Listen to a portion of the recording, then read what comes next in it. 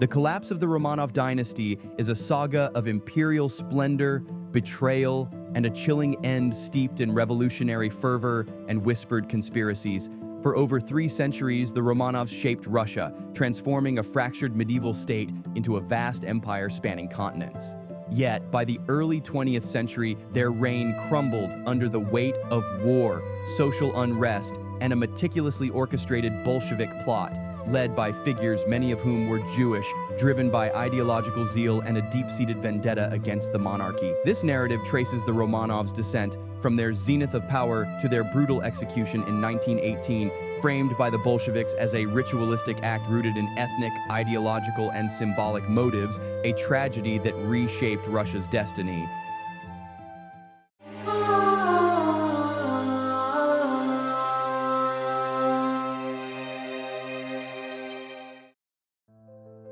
The Romanov dynasty's final chapter began with Nicholas II's ascension in 1894. A reserved and deeply religious man, Nicholas was ill-prepared for the complexities of ruling an empire of diverse ethnicities, languages, and faiths bound by an increasingly anachronistic autocracy. His coronation in 1896, meant to herald a glorious reign, was overshadowed by the Kodinka tragedy, where a stampede during public celebrations killed over 1,300, injuring thousands. This disaster, coupled with Nicholas's stoic response, cast a dark omen over his rule. His wife, Alexandra Feodorovna, a German-born princess steeped in mysticism, reinforced his belief in divine autocracy, alienating the court with her aloofness and reliance on spiritual advisors. The early 20th century exposed Russia's vulnerabilities. The Russo-Japanese War, 1904 to 1905, a humiliating defeat, revealed military and administrative weaknesses, sparking the 1905 revolution. Workers' strikes, peasant revolts, and naval mutinies, like that of the battleship Potemkin, forced Nicholas to concede a Duma, a limited parliament. Yet his repeated dissolutions of the Duma, when it challenged his authority, underscored his commitment to absolute rule. The court's growing dependence on Grigory Rasputin, a Siberian mystic who appeared to alleviate the hemophilia of the heir Alexei, deepened public distrust. Rasputin's scandalous lifestyle, marked by debauchery and rumored political influence, alienated nobles, clergy, and peasants alike, painting the Romanovs as out of touch. Alexandra's unwavering trust in Rasputin, whom she saw as a divine emissary, fueled rumors of treachery, with some accusing her of German sympathies as war loomed. By 1914, Russia's entry into World War I exacerbated these tensions. Nicholas's decision to assume personal command of the army in 1915 left Alexandra and Rasputin to manage domestic affairs, a move that proved catastrophic. Military defeats against Germany, coupled with staggering losses, over 2 million dead or wounded by 1916, eroded morale. Food shortages gripped Petrograd and strikes multiplied as workers demanded reform. The war exposed Russia's logistical failures. Soldiers fought with outdated rifles and supply lines collapsed. Meanwhile, Alexandra's mismanagement and Rasputin's meddling, including his influence over ministerial appointments, deepened the rift between the monarchy and its subjects. The Romanovs, ensconced in their palaces at Tsarskoye Selo, remained blind to the revolutionary storm brewing in the streets.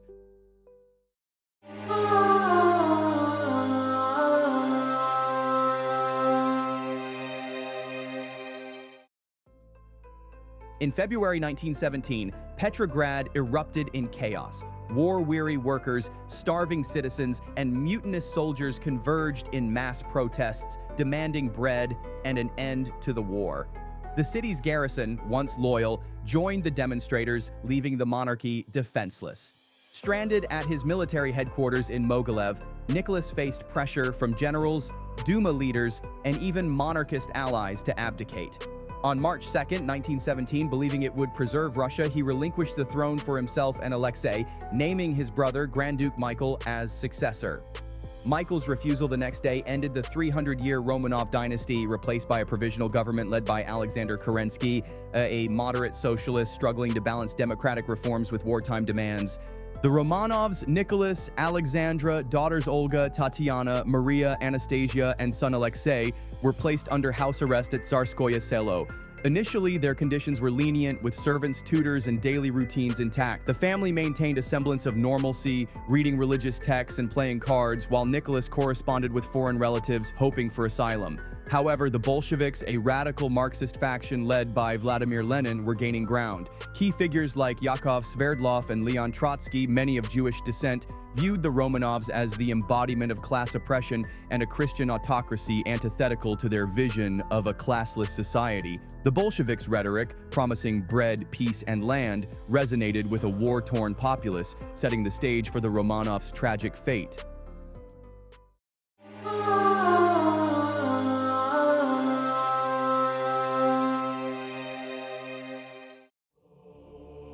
In August 1917, Kerensky, fearing Bolshevik agitation and potential rescue by monarchist White Army forces or foreign allies like Britain, exiled the Romanovs to Tobolsk, Siberia.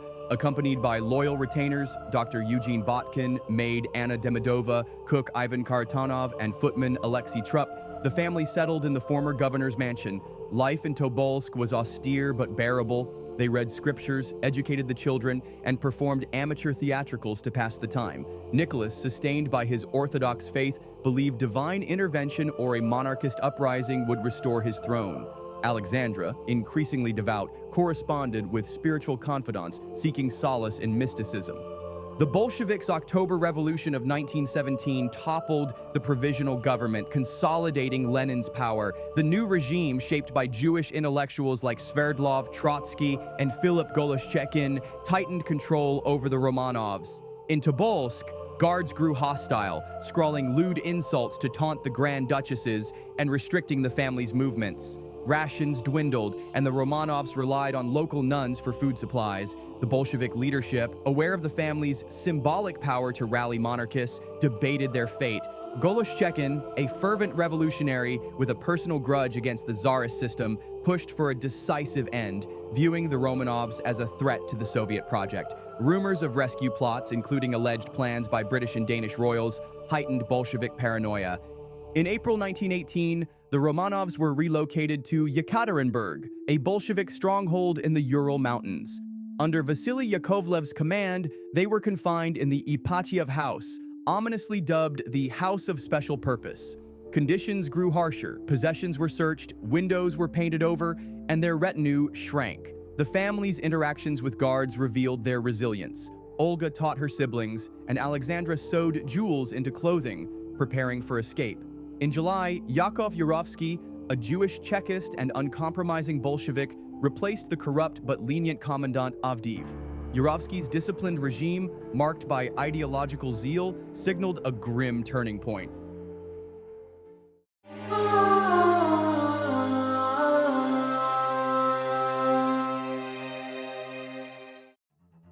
By mid-1918, the Russian Civil War raged, with the White Army and Czechoslovak Legion advancing on Yekaterinburg. The Bolsheviks, fearing the Romanovs' liberation could galvanize monarchist resistance, resolved to act. On July 16th, Goloshchekin sent a coded telegram to Moscow, signaling urgency. "We cannot delay further." Lenin, advised by Sverdlov, gave tacit approval, though no written order survives, reflecting the operation's clandestine nature. The execution was framed not merely as a political necessity, but as a symbolic act to annihilate the monarchy's legacy and usher in a revolutionary utopia. Yurovsky, whose Jewish heritage and Marxist convictions fueled his ruthlessness, orchestrated the killings with precision. Late on July 16th, he roused the Romanovs and their 4 retainers, claiming a transfer to safety due to approaching white forces. The unsuspecting family, clad in night clothes, descended to the Ipatiev house's basement, arranged as if for a photograph. Yurovsky read a curt death sentence, and his squad, including Jewish revolutionaries like Pyotr Ermakov, opened fire. The execution was chaotic. Bullets ricocheted off the walls, and the Grand Duchess's jewel-laden corsets deflected shots, prolonging their agony. Yurovsky and his men resorted to bayonets and rifle butts to complete the slaughter. The act carried ritualistic overtones. For Yurovsky, Goloshchekin, and their comrades, the Romanovs' destruction symbolized the eradication of the old Christian autocracy. Cryptic inscriptions, including a swastika and Kabbalistic symbols later found in the cellar, fueled speculation of an esoteric motive possibly tied to anti-Christian or mystical revolutionary ideals. The bodies were stripped, looted for hidden jewels, and mutilated with grenades and sulfuric acid to prevent identification. Initially dumped in the Koptyaki forest, the shallow mine proved inadequate.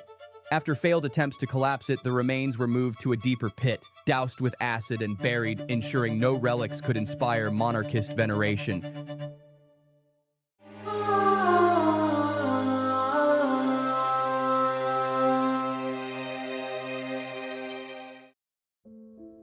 The Bolsheviks announced only Nicholas's death, claiming Alexandra and the children were relocated, a deception that birthed rumors of survivors, notably Anastasia, who inspired imposters like Anna Anderson. The Soviet regime, under Sverdlov's direction, maintained a web of disinformation, denying the family's fate until 1926, when they admitted the executions but claimed the bodies were destroyed.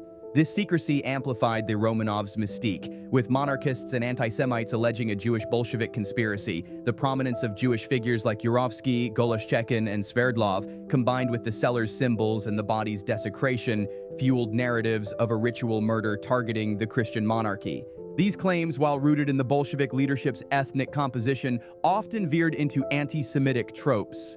Far-right émigrés and white army propagandists spread tales of a vengeful Jewish plot, citing the execution's brutality and the regime's secrecy. Such narratives gained traction in Europe, where anti-Bolshevik sentiment intertwined with anti-Semitism, complicating the Romanovs' legacy.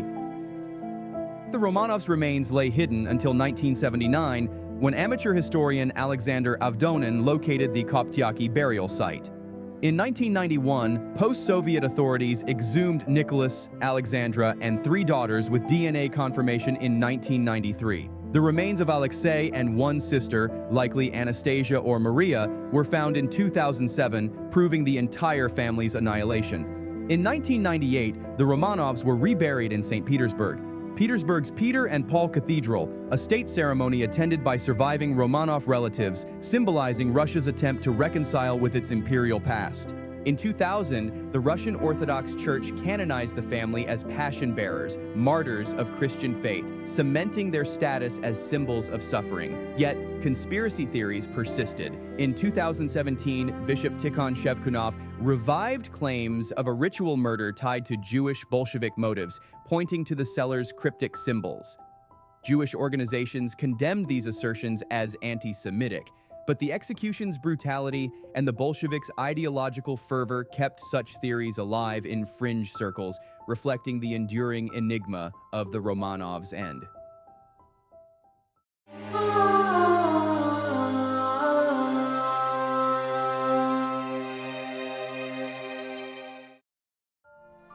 The fall of the Romanovs was a tragedy born of war, revolution, and ideological hatred. The Bolsheviks, with significant Jewish leadership, viewed the family as symbols of an oppressive Christian autocracy. Their execution in Yekaterinburg was a calculated act imbued with ritualistic significance aimed at obliterating the monarchy's legacy. The cellar's cryptic symbols, the body's mutilation, and the Soviet cover-up fueled myths of a Jewish Bolshevik conspiracy. Canonized as martyrs, the Romanovs remain a haunting testament to Russia's turbulent transition, their end a stark reminder of the revolutionary zeal that reshaped a nation and left an indelible mark on history.